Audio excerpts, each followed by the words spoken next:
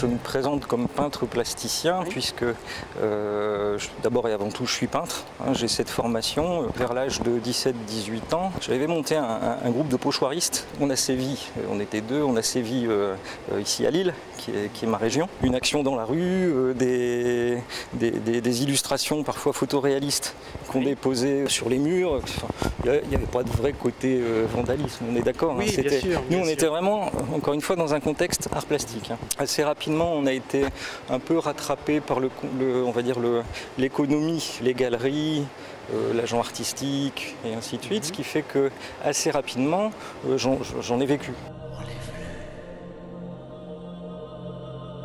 Moi, j'ai toujours été attiré par la nouveauté, par quelque chose qui ne se faisait encore pas. Je suis un impatient de nature. Sous-entendu, j'aime toujours bien avancer, explorer des choses que je pensais être utilisables pour faire de l'art. Ce graphisme sur ordinateur était réellement embryonnaire.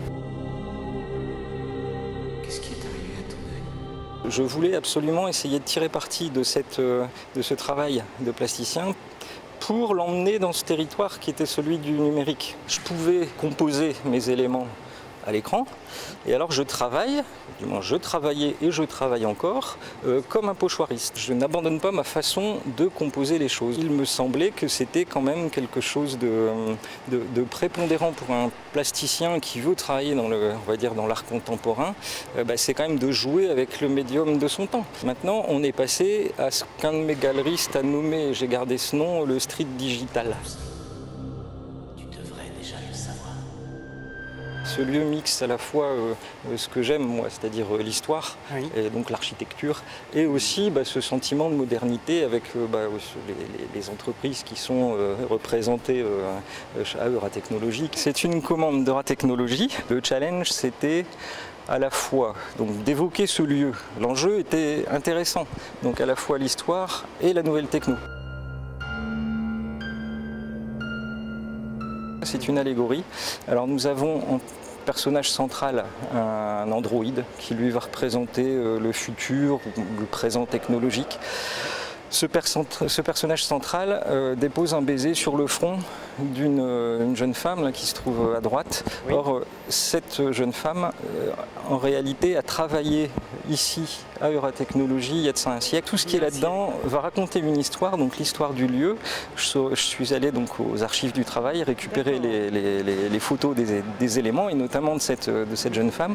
Et donc cette jeune femme qui a encore les bobines de fil là, à la base du cou. Absolument. Voilà, donc elle a travaillé ici en ce lieu. Cette toile, en plus de s'afficher dans sa partie 2 dimensions, est aussi dotée de ce que nous avons donc appelé street digital, c'est-à-dire cette faculté de déployer des histoires supplémentaires si on la regarde avec un téléphone ou avec un iPad.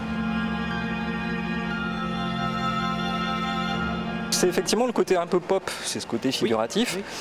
Maintenant, je travaille quand même avec des outils qui, quelque part, sont pop aussi, c'est-à-dire que je ne voulais pas travailler avec des outils élitistes, simplement tout le monde a un téléphone maintenant. Je suis intimement convaincu que la technologie sert souvent de base à une nouvelle façon de s'exprimer. Ce nouvel outil, ce nouveau pinceau nous permet des choses qui étaient impossibles jusque-là. Une toile par exemple que je présenterai à Ronc, qui est par exemple un voyage dans le temps.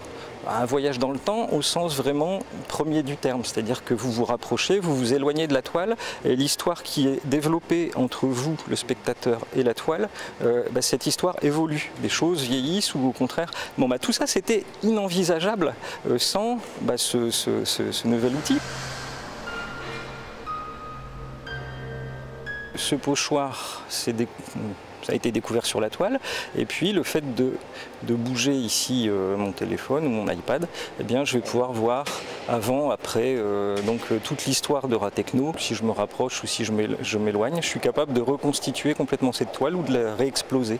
Voilà, on peut regarder l'ADN d'Euratechnologie, une sculpture qui va venir se greffer devant le mur, devant la toile, et cette sculpture va évoluer tous les mois en fonction de ce qui se dit du lieu sur Internet. Je viens de réhabiller tout l'atrium avec les ouvriers qui ont travaillé là il y a donc à peu près un siècle. Ce que je veux, c'est que cette histoire, que ce sens-là soit valable encore dans les années qui viennent. Autrement dit, quelle que soit la technologie de ce qui viendra,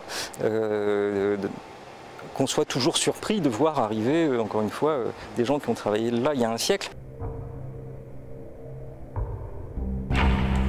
On est en 91. Les toiles que je composais à l'époque ne sont évidemment pas animées. Je revendiquais mes pixels, c'est ma matière première, donc ça c'était parfois pas toujours très bien reçu. J'ai toujours, de toute façon, travaillé dans les images digitales. J'ai commencé, on va dire, principalement aux États-Unis, donc là très bien accueilli aux États-Unis. Actuellement, là, je suis exposé à Beverly Hills, donc dans une galerie qui s'appelle Art Angel. C'est le côté aussi intéressant de cette vie, c'est-à-dire je suis allé à Moscou, j'ai vu des lieux que je n'avais jamais vus avant, j'avais pas tellement voyagé. Mon lieu de travail maintenant c'est la planète, quoi. C'est la première fois d'ailleurs que vous allez exposer à Ronques. Voilà, là je me rapproche vraiment de chez moi, donc c'est aussi un vrai moteur pour moi. Je vais essayer de mettre un panel d'œuvres qui parfois sont, on va dire maintenant un peu anciennes, puisque certaines ont été composées en 91 et d'autres très récentes qui elles seront animées. Il y a les thèmes qui se proposent à moi, qui sont issus de mes envies de faire. Donc alors ça va de, je sais pas moi, du skateboard à la mode, que sais-je encore, enfin tout ce qui peut.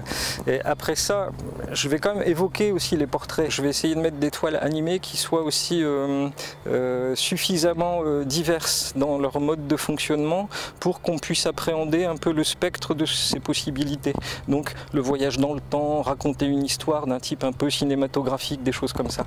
Et puis avec lesquelles le public pourra s'amuser, donc on laissera des iPads. Il y a, on va dire, tout ce côté créatif qui m'est évidemment dévolu. Et après, ben, c'est l'atelier pour ce qui concerne, on va dire, les objets, donc les bâches, les toiles, oui. Donc, qui sont au départ relativement fragiles.